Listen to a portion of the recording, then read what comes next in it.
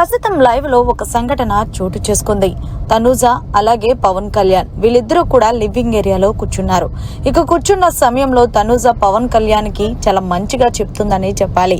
ఏం చెప్తుంది అంటే, పవన్ కళ్యాణ్ నేను ఒక మాట చెప్తాను వింటావా అంటే, తప్పకుండా చెప్పు తనూజ అంటే, ఏం లేదు పొద్దున్న ఏదైతే దువ్వాడ మాధురి గారితో నువ్వు గొడవ జరిగిందో అది నాకు నచ్చలేదబ్బా అంటే, ఎందుకనంటే ఆవిడ చాలా మంచి స్ట్రాటజీలు యూజ్ చేస్తుంది.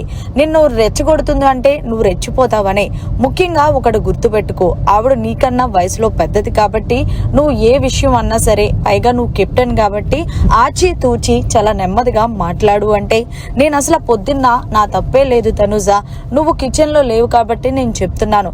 అసలు ఆమెను ఏదో ఫుడ్ విషయంలో లేట్ అయింది అంటే, కూర్చోండి మేడం కూర్చొని మాట్లాడుకుందామంటే, నువ్వు కూర్చుంటేనే గాని సమాధానం చెప్పవని ఆవిడ పొగరగా మాట్లాడింది.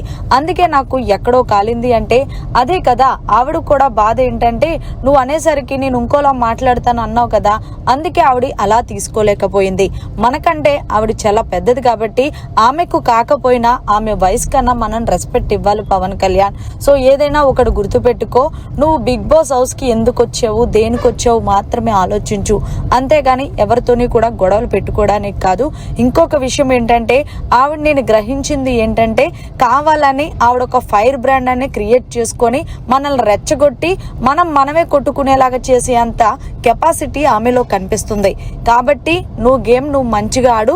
బయట ఒకవేళ ఆవిడ తప్పు చేస్తే ఆడియన్స్ చూస్తారు కదా, అప్పుడు వాళ్ళే శిక్ష వేస్తారు కదా, ఇంకెందుకు నువ్వు అంత మనసుకు తీసుకుంటావు అంటూ తనూజ పవన్ కళ్యాణ్ కి భలే చెప్తుందనే చెప్పాలి లైవ్ లో.